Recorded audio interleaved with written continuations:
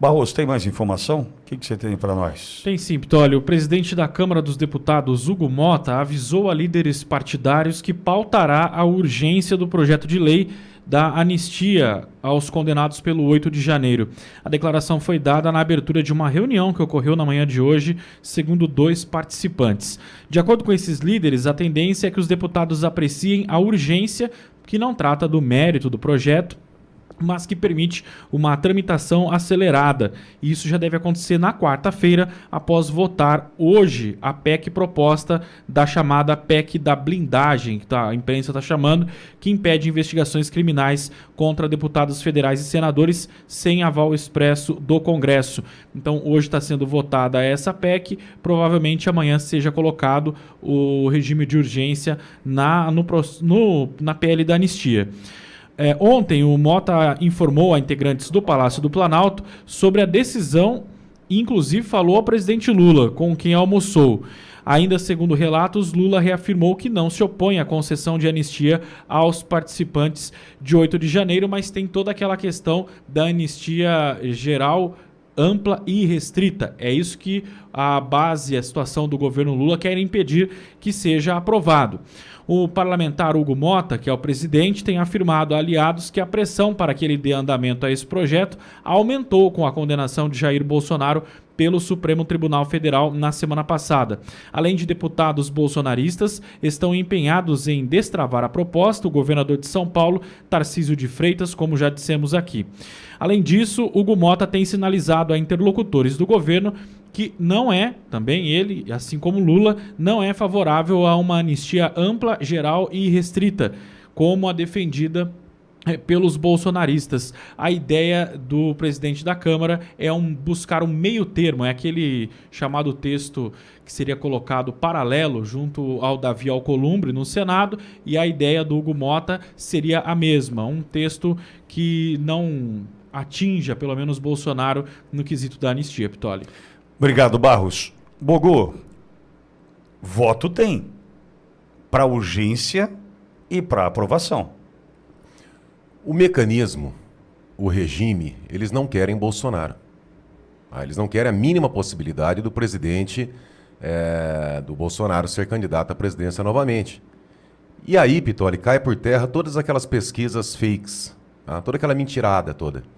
Porque se o Lula está na frente, se a maioria aprovam a prisão do Bolsonaro, igual esses institutos fajutos colocam, se o Bolsonaro não tem chance de ganhar a presidência, se a maioria é contra a anistia, deixa o Bolsonaro ser candidato.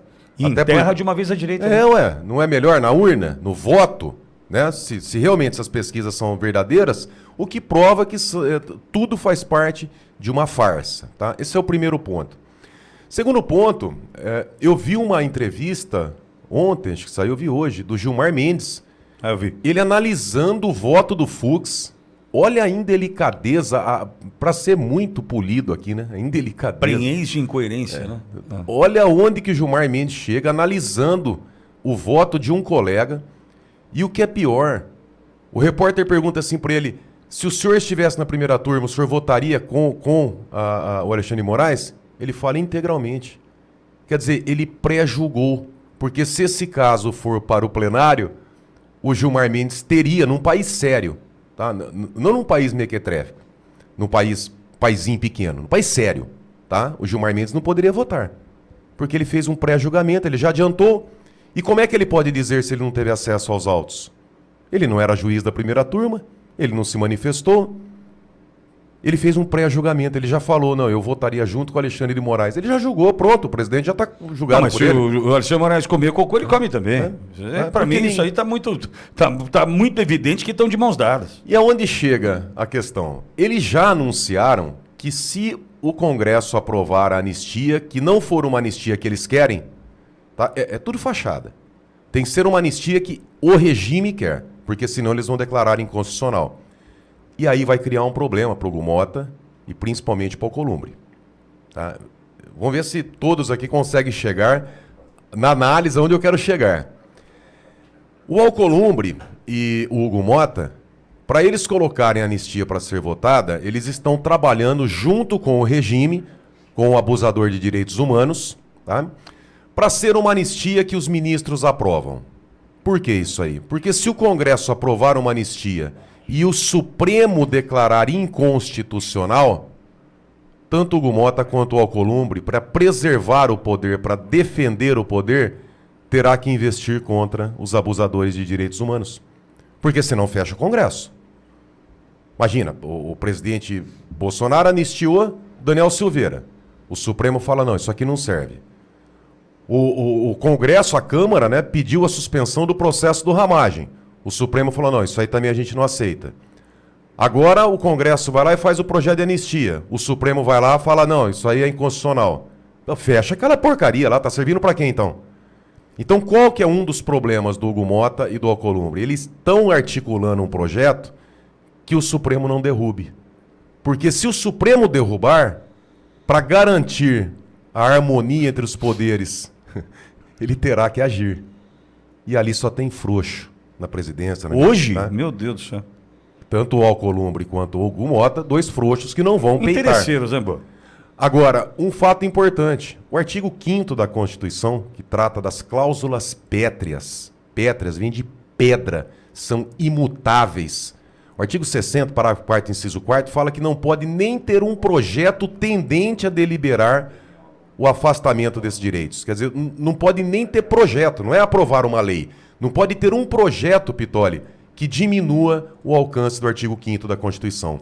E o artigo 5º fala o seguinte, no inciso 43.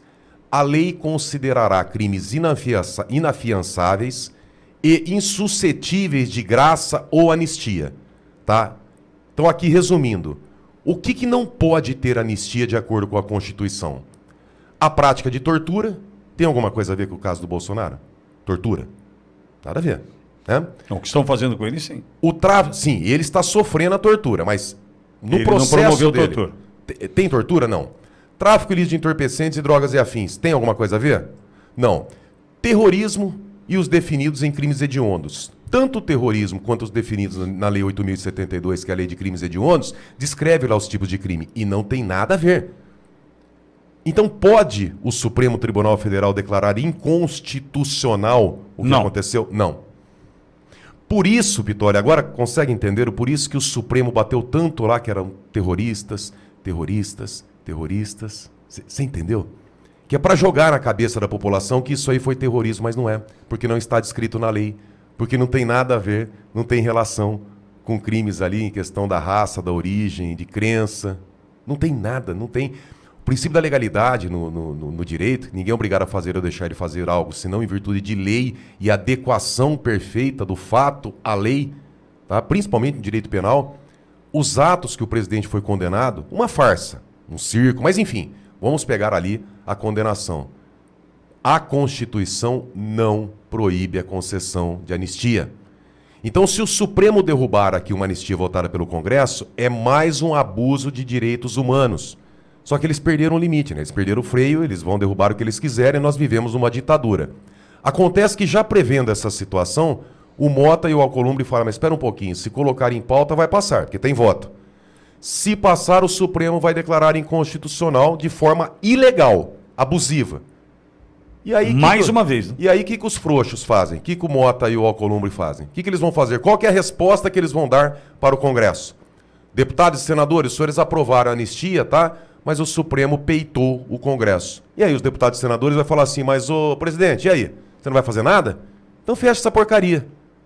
Tá entendendo a costura? Então o mecanismo está fazendo toda essa costura para ser um arremedo ali, para ser um bem bolado, né? Uma anistia mais ou menos. Mais ou menos. O que é anistia quase mais ou menos? Quase ampla, semi-restrita. Vamos definir tecnicamente o que é uma anistia meia boca mais ou menos, tá? Para o regime, anistia boa é sem Bolsonaro. Anistiando o Bolsonaro é uma anistia meia boca, na verdade, tá? Essa é a articulação. Por isso que, novamente, o Alexandre de Moraes permitiu a visita do Tarcísio para o presidente. Porque, com toda a certeza do mundo, o assunto será esse. Presidente, se o senhor não me apoiar para presidente, o senhor vai para a papuda. Você tem alguma dúvida que esse será o tema do assunto? Chantagem, óbvio. Chantagem. E mais uma vez, tá? Nós trabalhamos a linha do João 8,32 e é por isso que querem nos caçar e nos perseguem de forma assim insana. Por isso que eles querem o nosso couro, o nosso sangue. Porque ao contrário de outras emissoras que se venderam lá atrás, nós estamos trabalhando pela verdade. Aliás, Mendi Idiomas. Ah, como eu amo essa Auriverde. Fala a verdade e doa quem doer. Aí ela manda um recado pro Luizão, é a Amanda. A Amanda encontrou o Luizão há pouco no mercado, foram comprar o bolo do Pinguim, do aniversário do Pinguim. Encontrou a Amanda, disse que é apaixonada pela Auriverde, da Mendi Idiomas. Obrigado, viu, Amanda, pelo carinho. Não sabemos até quando, né? Mas enquanto estivermos aqui, será na linha da verdade. A gente não vai tirar o pé. É na verdade. É na verdade. O que eu vou fazer? Agora eu vou falar olha, vamos falar bem-estar com o Daniel Leão. Teve há pouco uma conversa aqui com o Borgo, filosofaram aqui. Não, a gente tem que falar a verdade. Não dá para fugir da verdade. Que o Borgo fez agora essa análise, onde você vai ouvir? Não. Já entendeu?